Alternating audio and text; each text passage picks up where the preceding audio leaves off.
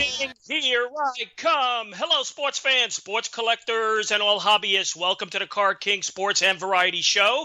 I am your host, the Catman, Brian Cataquet, a.k.a. the Car King. We are live on ABC's KMET 1490 AM.com, your number one spot right here for news and talk on the West Coast. I thank everyone for tuning in this morning. On the telephone line, I welcome back to the program for a part two conversation with pitcher from the 1960s and 70s, Baltimore Orioles, Philadelphia Phillies. We welcome back the great Eddie Watt. Eddie, great to have you. Well, it's very good to be here again, and all that great part I'm not sure about, but I enjoyed myself, and I'm back. Well, 8 seasons you were the bullpen pitching ace of the Baltimore Orioles. So, that says a lot, Eddie. Well, I enjoyed it. We had a good time, and then the thing is, we had a very, very good ball club, and I was surrounded by a lot of the best. Absolutely. And, Eddie, I wanted to ask you last week on the 69 World Series, I forgot to ask you, the Mets won the series 4-1 to accomplish one of the greatest upsets in series history. And, the Orioles team, as you know best, you were there, was considered to be one of the finest ever. If you go back to 69, what's your feeling personally on why the Orioles did not perform up to par? Was the team mentally prepared well, if you recall?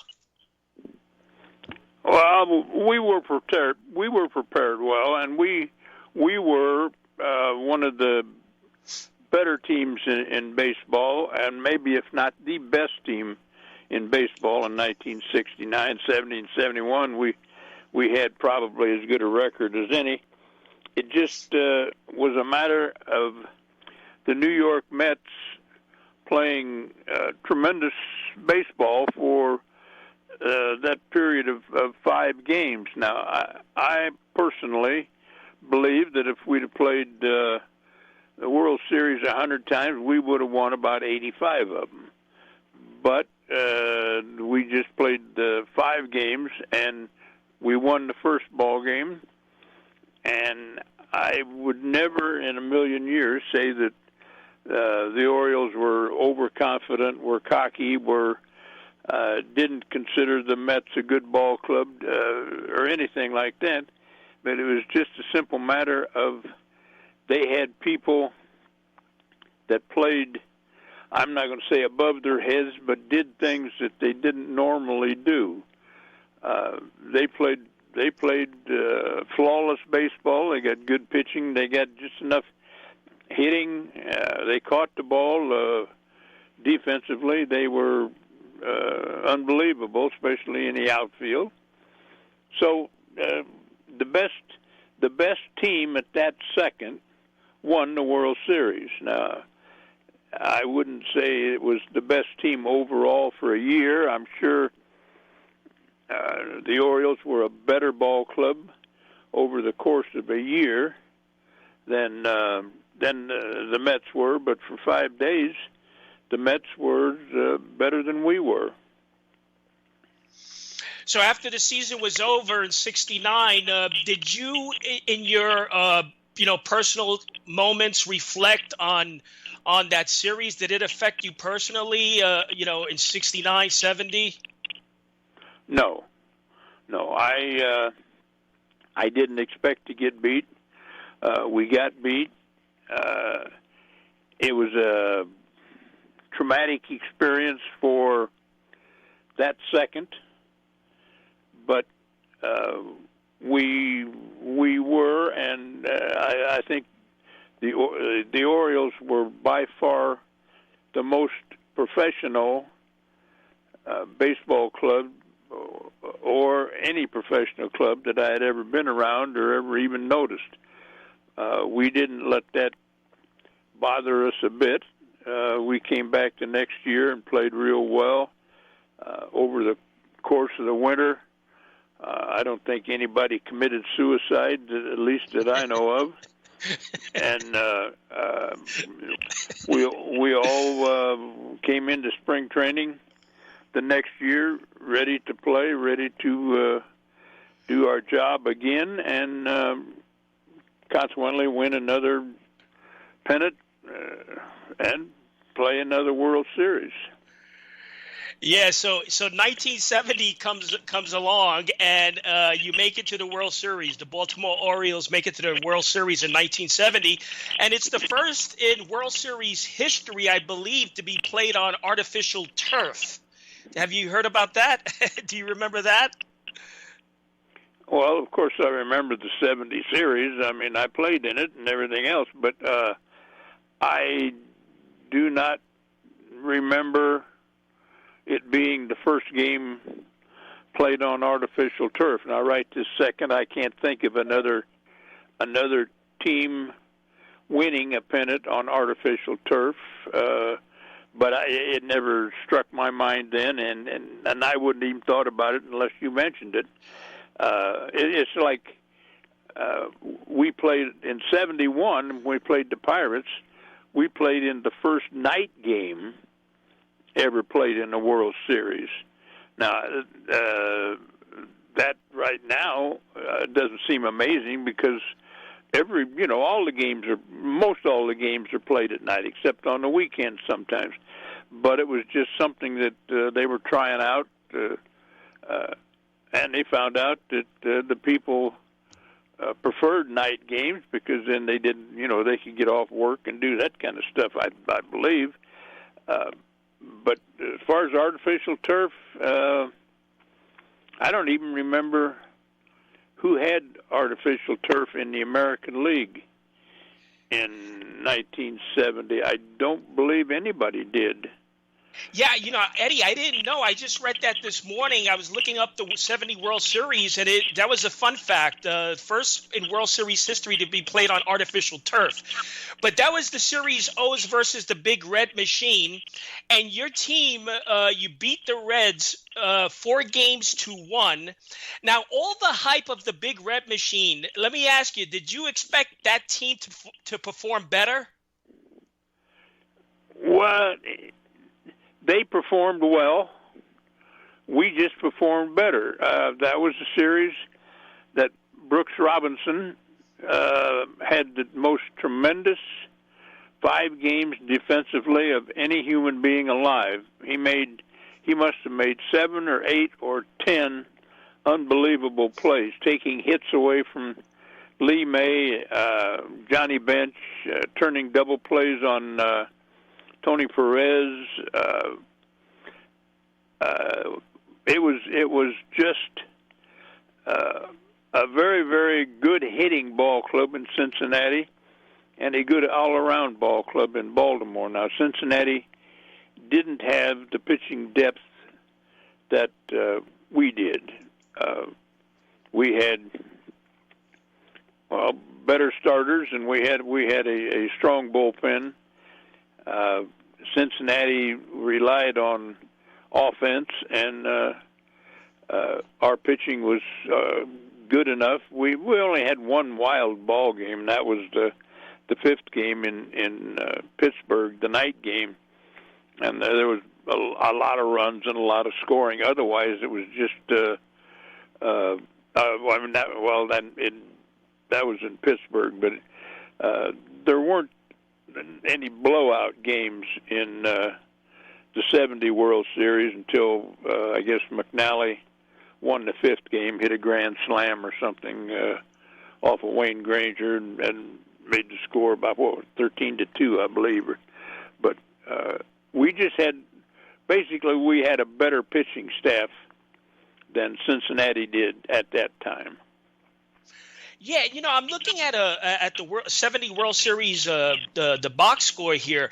What strikes me, the scores of each game is a little peculiar. I mean, 2 games were decided by 1 run, similar 4-3 victories, and 2 games it was similar score, 9-3 by each team. The scores are very similar in that 1970 World Series. It's very peculiar. Well, and again, I never paid any attention. Didn't know that. I know that it was good baseball games all the way. we had a little bit of an edge in the pitching department, and that I think is why we won that, and the fact that Brooks Robinson took probably 6 or 7 runs away from Cincinnati with his defensive play at third base. Absolutely. He performed tremendously, no question about it. We're talking with pitcher Eddie Watt, who's with us this morning.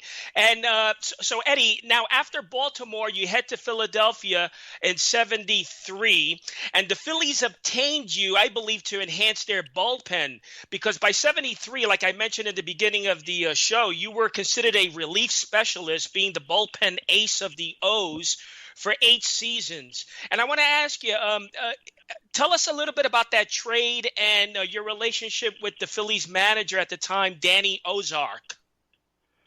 Well, first of all, that was 74. Okay.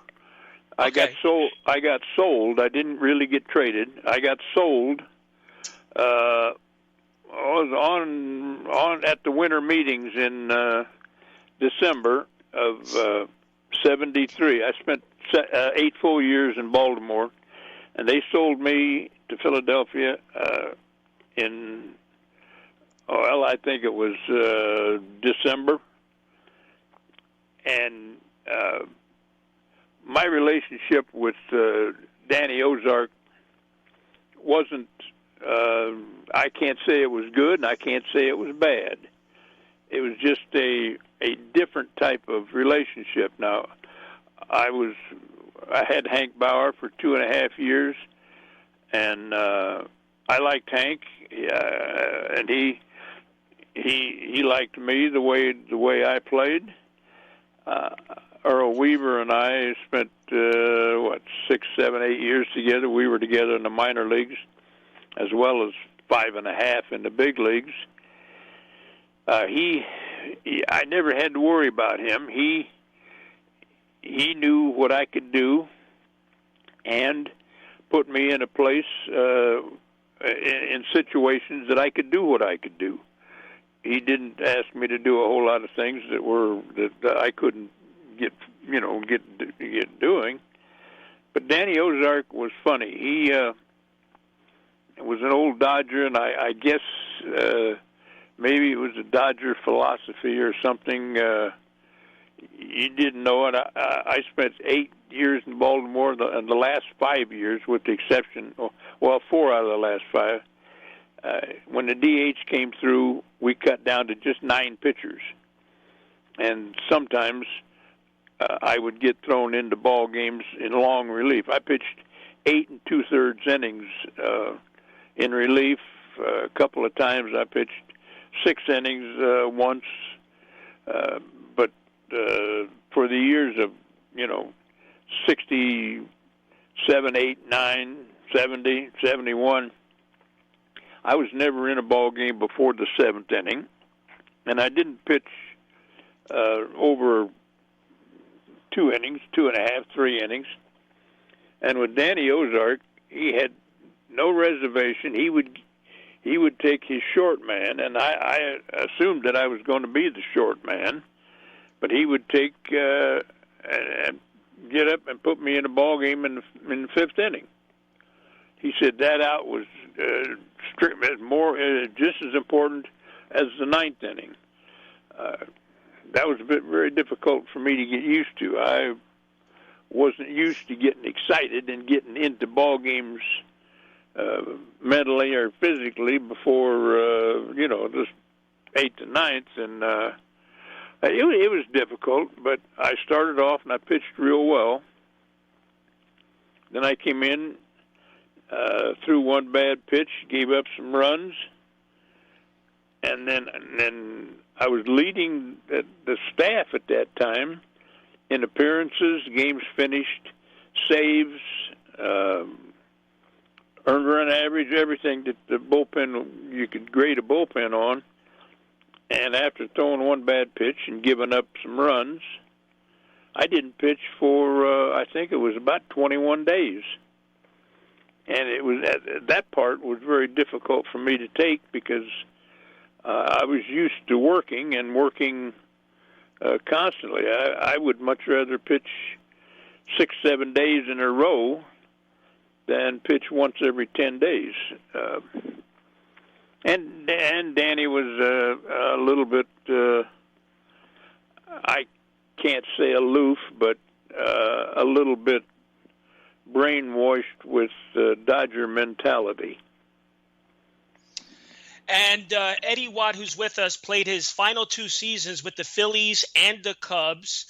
And, Eddie, I'm reading an article. It was spring 74, at a time which you told the Associated Press about the satisfaction of being a reliever. And I quote, these were your words, "I'm happy in the bullpen. It's the only place I pitch. I'm physically and emotionally made up for relieving." Do you still feel that way? Well, right now I'm not physically or emotionally ready to pitch anywhere. But but if you look back, at that time, yes. I started. I pitched 100 games. I was in the minor leagues 4 years with the Orioles. I went from A-ball to A-ball to AA to AAA, and I started exactly 100 games, and I pitched one time in relief. I got to the big leagues. I pitched the first half of that season, 66, in the bullpen, and pitched extremely well for a rookie. I was 6-1. And had good numbers all the way up and down the line. I was forced into a starting role the second half because of injuries to Wally Bunker and to Steve Barber, and it was I was the choice to start, and I started 13 times in the regular rotation and was well, to be honest, I was a mediocre starting pitcher. I didn't have the pitch selection that you would like a starting pitcher to have. So when the season was over, we were going on caravans with the Orioles, and Hank was there, and he just looked at me and he said, "Well, you'll never start another ball game that I ever have anything to do with." And I just said, "Thank you very much." I was more than happy where I was in the bullpen. That became my home, and I never got out of it. And I if I was back in the big leagues right now, I would want to be a relief pitcher.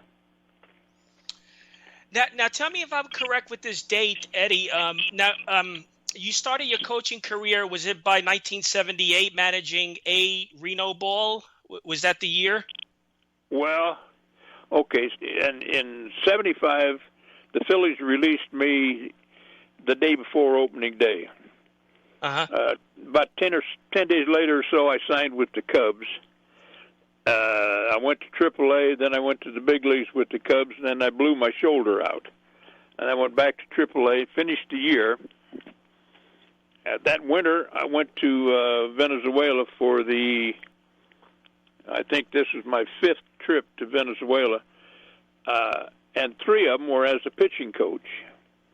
And the first 2 I pitched, then I was a pitching coach.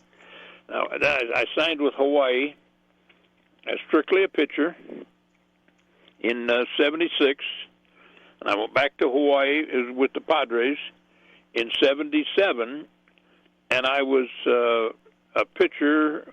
I was never given the official title of the pitching coach, but Dick Phillips, the manager, who wasn't but probably 3 or 4 years older than I was at the time, said that he had no pitching coach. He was just, Dick was there by himself, and he come by me, and of course I'd known him. He played a little bit in Washington when I was with Baltimore, and he said, take over the pitching staff, help. You got free reign to do as much coaching or as little coaching or advising or whatever you want.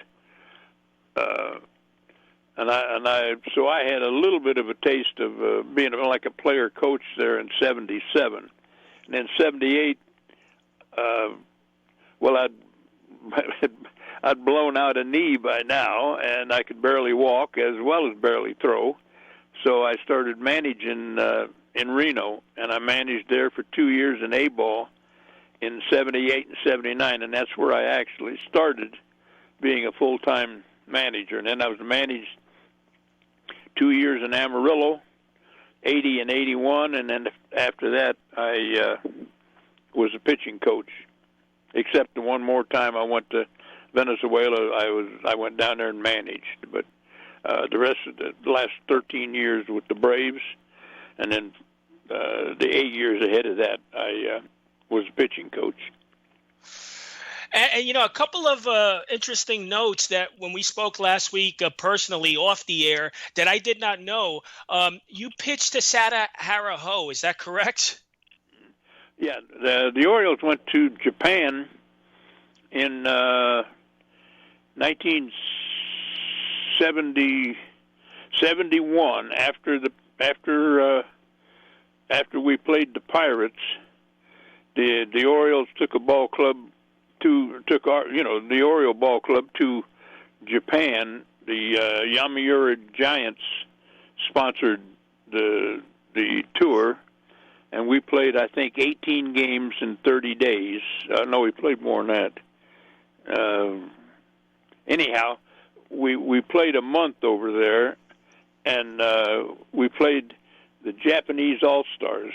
When we played the Giants, we played the Yakult Swallows and the Ham, whatever they're, the Ham Fighters or something, and there were players that traveled around that were on the Japanese All-Stars, and then when we go to a different town, we played in Tokyo, and we played in Osaka, and we played in Hiroshima, and we played up in Sapporo and Fukuoka, and wherever we played, they had the local professional team there would fill out the all-star roster with 5 or 6 guys. So we faced the team faced probably a little over half of the games, and I think I pitched in 7 or 8 games in Japan or something, and I faced him a couple of times, different places. And how did you do facing him? Well, I remember I walked him once, and I think I gave him up, gave a single, and then I think I got him out once. So I mean, it was. I'm not 100% sure. I don't have a great recollection of that tour over in Japan. There was a little bit too much sake and seafood that I forgot some of the things, but I know I faced him at least a couple of times. Yeah, I mean Sadaharu, doesn't he holds the career home run record at 868 home runs. Well, that could be. We had a home run hitting contest at the end of our tour in Tokyo. And they had 3 of their guys. Nagashima, the third baseman, and a guy named Harry Moda. That was his last name. He was a left-handed hitter, big, strong guy. And we had, Boog was in it, and I think Frank, I don't know if Frank was in it or not, or Brooks might have been in it.